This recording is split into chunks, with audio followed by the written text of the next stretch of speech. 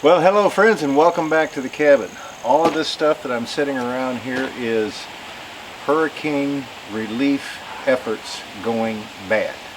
By bad I mean this is fresh food right here, and there's been so much that's been coming in, we just can't get rid of it fast enough. A lot of this stuff is going to places up in northeast Tennessee, along, well, western North Carolina, places like that, where they were affected a whole lot more than we were down here, but we just can't get it to them fast enough. So they asked me at church this morning when I got there, would the chickens eat any of this stuff, and I said some of it they will. I've got fresh peaches right here. I've got 3 cases of tomatoes. Got the tomatoes over here, got some onions, carrots, and potatoes in this box back here. And of course Jennifer brought me that this morning, but you know, thank you so much if you have been part of giving to this effort, because we have been taking stuff non-stop back and forth, and like I say, we just can't get rid of it fast enough, and it's still coming in. So if you were part of that, thank you very much, because I know that those folks certainly do appreciate it. You know, some of them people, they're still stranded up there. Some of them, you know, people, I seen one video where they said, you know, you see that chimney standing over there, there was a house and it's gone now, and we haven't found that guy yet. So a lot of people are still missing. The death toll is rising, but help is there. Help is on the ground, and they're getting to as many people as fast as they can. The community, I tell you, is really pulling together. That's the nuts and bolts of everything that's going on over there. People on the ground helping each other. You know, when times get bad, people come together, and that's what they're doing. So they're helping each other out, and this helps them out so much to be able to take to the folks that they know are stranded. But anyway, just wanted to let you know the title of the video. That the efforts aren't going bad. It's some of this fresh food. You know, a lot of things that they get, like say these fruit and nut bars right there, they don't actually go bad. We're just trying to get rid of the fresh stuff right here so that it doesn't go bad. I certainly hope that everything is okay where you're at, that you've got nice fall weather. I'll tell you, some of the weather we've been having recently after that storm has just been absolutely perfect, and we're supposed to have another week of pretty much perfect weather without any rain. It is going to get a little bit cool, I think, about midweek, down to around 50 as a high. Unless they change that, the temperatures are going to be down, and if the wind continues, it's just a light breeze. I'll tell you what, that is such good working weather. I can't wait to get started every day. You know, during that type of weather, it's just a joy to be out there working. Well, we got a whole lot going on. You know, if you're new to this channel, I've been getting some comments about why all the talk. Well, the reason for all the talk is because this is a behind the scenes channel. So if you're new here and you're interested in what we have been doing, go check out our main channel, Smoky Mountain Outpost. That's where you'll find all the building, but this is behind the scenes. So to get back to what I was saying, we've got the solar mini hut that we're working on, because we can't mount any of that electronic equipment until I get that thing closed in enough to start hanging some of the equipment in there and start putting it together. And I'm thinking probably maybe a couple weeks to get that thing, you know, put together, because I still have other things to do. You know, still have a life here at the homestead, and have to feed chickens every day, and dogs, and you know, helping Jennifer out down there, keeping my eye on those contractors. There's a lot of work going on down there too. So you'll be seeing some of that throughout the video.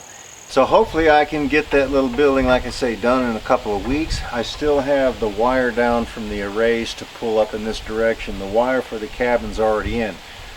But like I said before, unless you missed it, I'm going to have to wire the whole house. I have the wire there. It exists in the box. I just have to tie all the receptacles in and then tie them into the panel. So it's not like I'm having to wire the whole house. But that's going to have to be done. So that will take me, you know, some time. I'd like to get these baseboards. I need to throw them on the sawmill get one side clipped off. Any bark that's remaining on those, I need to get that shaved off. Need to get them burned and oiled so that this winter I can finish those baseboards. They've been laying there for a year to remind me, hey, we need to be done. This is still left to do. So I really need to get that done. Another project that I need to get going is that bathroom in here, because now the walkway going to the little outhouse has got a broken plank, and I'm going to have to refix that, repair that.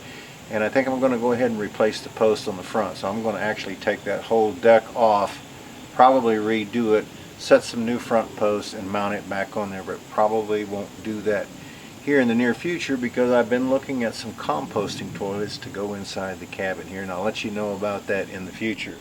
If you can see these little holes right here, they are marked for ground. So I've got a whole box of number 8 screws, washers, I think you call them, it's either a star washer or a cut washer. It's got little slits in it that actually digs into metal when you tighten down on it.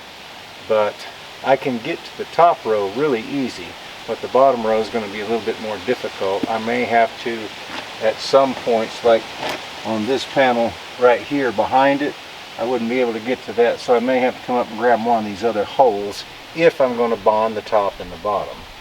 I don't know, leave me some comments and let me know. Do you think if I just bonded the top that everything would be okay? But I've got to do that because now I've got these panels exposed to any kind of storm that may come through. So I need to get my little loops of ground to go from one to the other so that I can bring the ground down on each end and bond it to the ground rod.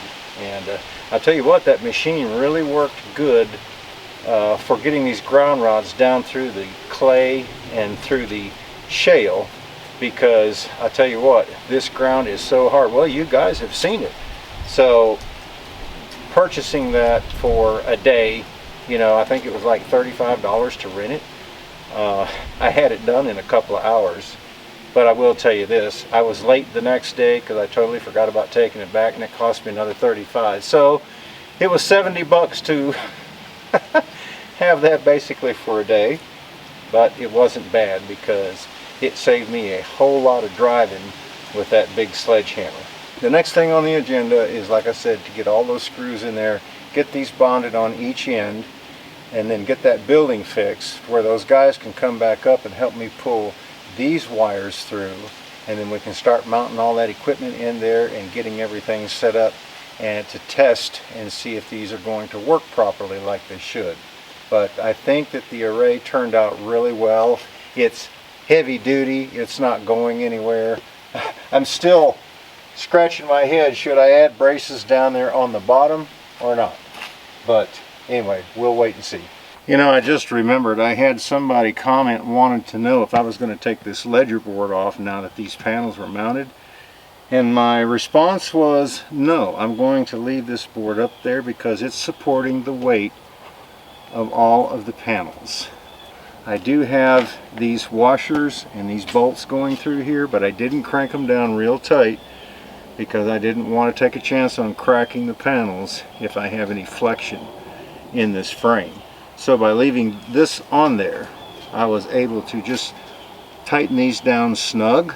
That way, like I said before, these panels I believe would fly off of this in a big windstorm before this frame actually moved.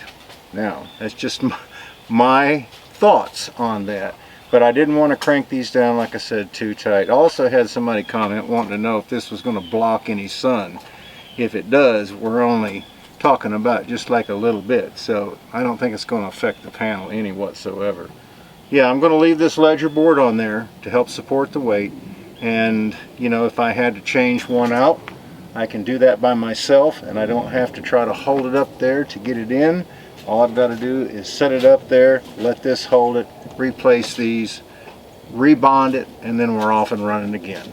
Well, I tell you what, friends, the other day when I was milling a log on here, I had this swung over and forgot about it being there, and I went to lower the machine and this thing actually bent a little bit, It's still tracking in front of the blade, but the blade is hitting the very bottom of this 1/4 inch blade that goes around.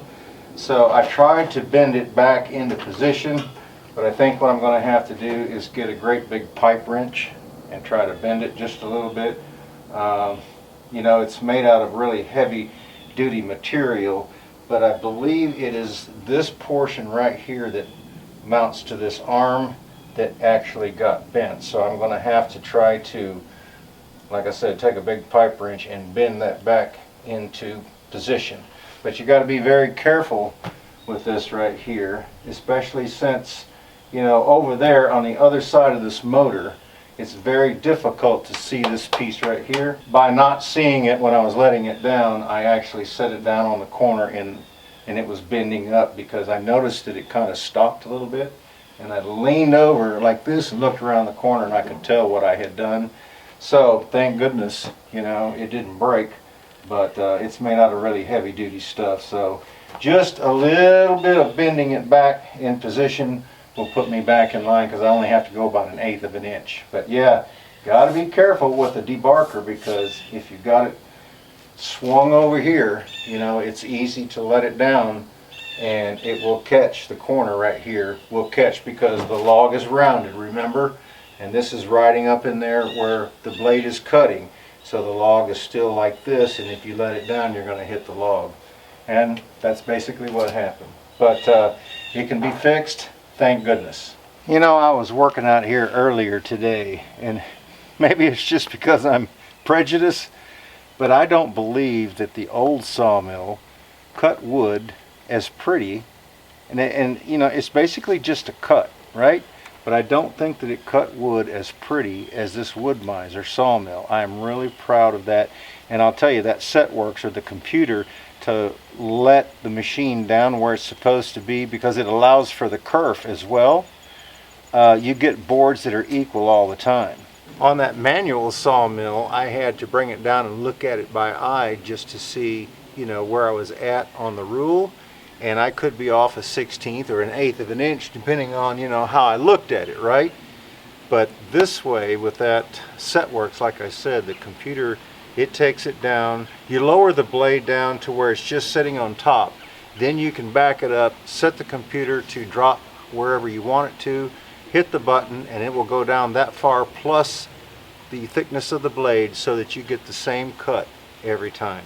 But yeah, I mean, it's really nice. And like I said, I don't know if it's because it cuts flatter that makes it look better, but I just don't believe that the wood, you know, leave me some comments. You guys who've been around here a long time have watched me cut material.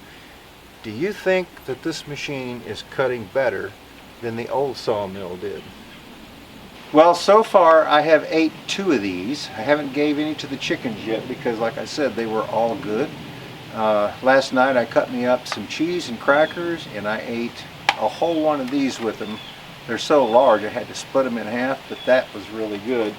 And then tomorrow morning, probably what I'll do is make me some breakfast, bacon, eggs, cut up some of these tomatoes. I'll tell you what, if you've never had tomatoes with your breakfast, it's really good.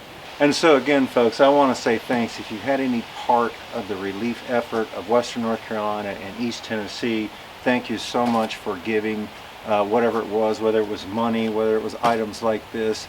But I just want to, on their behalf, I want to thank you very much for that, because it was greatly appreciated.